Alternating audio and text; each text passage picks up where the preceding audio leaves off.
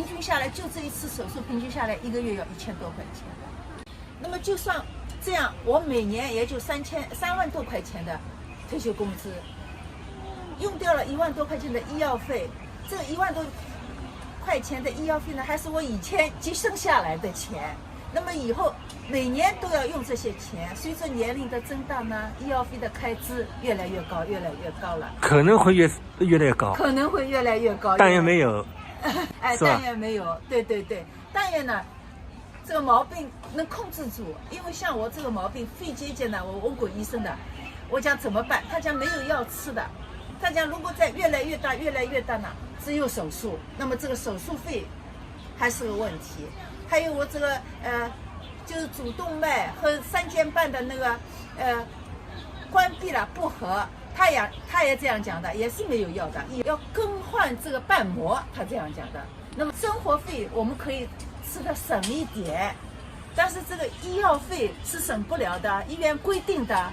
对呀。拿不出来，这个钱进不了医院的，对吧？那么就是恳请。就是我们的政府能够帮我们解决这个问题，政策向我们知青偏斜一点点。就后知青时代的存在的问题，都出来了。对对对，是这样的。你看，这是我2次住院的纪念。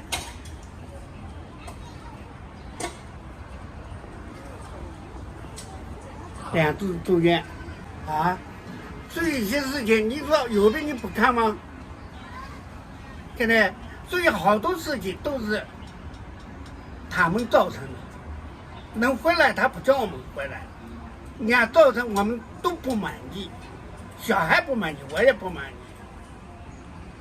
对不对？我们现在你看看，在厂里我工资算最高的，还不如上海最低工资。你是个安徽人了，已经是一口安徽，一会安徽普通话。那么当时知青大返城的时候，这一批知青啊，他们现在也是到退休了年龄了，他们的工资呢，定期末要5、6千块钱了，那么所以呢，我们也他们能拿到5、6千块钱，我们也就是祝贺他们，对吧？但是呢，我们心里面呢，自己也有点不平衡，我们跟他们差的太多了。当时候你能够进工厂是你的幸运。进工厂我们表现的好呀，我们在农村的时候我们表现很好。要表现不好，他不会叫你上来的。是的。年龄大了，我们总是还要落叶归根的呀。我们父母孩子都在上海，回来了以后，父母也全靠我们在他照顾他们呀，因为兄弟姐妹他们都要上班的，我们这些人回来一直照顾父母，把他们养老送终。接下来呢，我们还在外面打工，很苦的。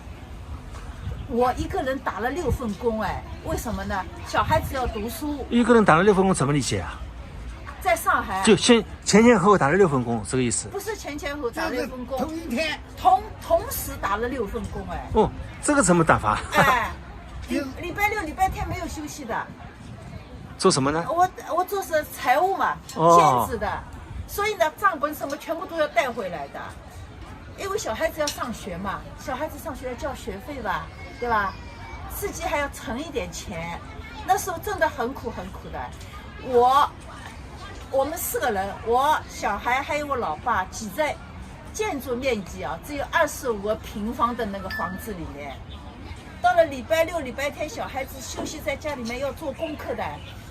下雨天，我老爸打着伞在街上来回走，他不敢回家，影响小孩子做功课呀。地方小呀，只有1个房间呀，只有。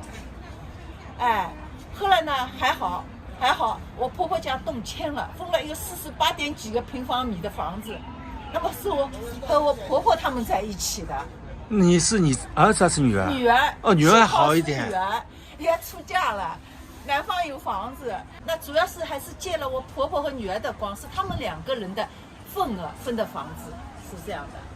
所以呢，现在我们夫妇2个人还要照顾婆婆呀，因为有婆婆的那个份额，房子的份额在我们这里呀。所以照顾婆婆这个重担，就是无形中就在你的身上了。在我们的肩上了。之前呢照顾我的父亲，我父亲去世了。现在呢，我婆婆还健在，身体也不好呀，很得90多岁了。有的在说，哎，实际上知青，那个在农村这段历史是非常艰难的。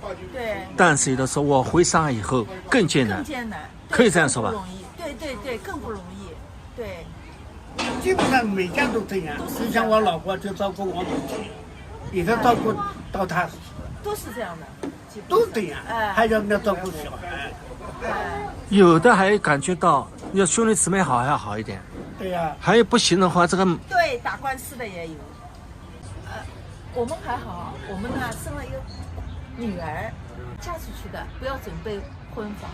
如果生一个儿子的话，那我们就惨了，自己的房子也没有，还要给儿子准备婚房。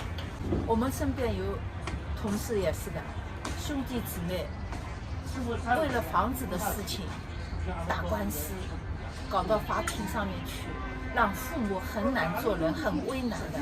父母作为都是自己的子女，就像从外地回来能照顾互相，但是兄弟姐妹也没有了呀，哎。就兄弟姐妹不是这么想的兄弟姐妹不是这样想的呀，好像我们占了他们的便宜一样的，哦哎，那有的时候还是比较悲惨的。还是悲惨的。我以来我的退休以来，我就到我们居委会书记，当时我对他讲我的情况讲跟他讲了，当时他就回答我，比我困难的还有。当然，你看现在我心里肯定是不会平衡的，对不对？所以呢，到最后你看看，工资谈的最高，跑到最后还不如上海最低工资，2次住院，到现在还没有1分钱补助给我。反正呢，我还是恳请我们上海的政府能帮我们解决一下，一个呢养老问题，还有因为子女的负担也很重的，对吧？一个呢医药费的问题，养老问题和医药费的问题呢，其实还是有工资上面的问题，帮宽能不能加大一点力度？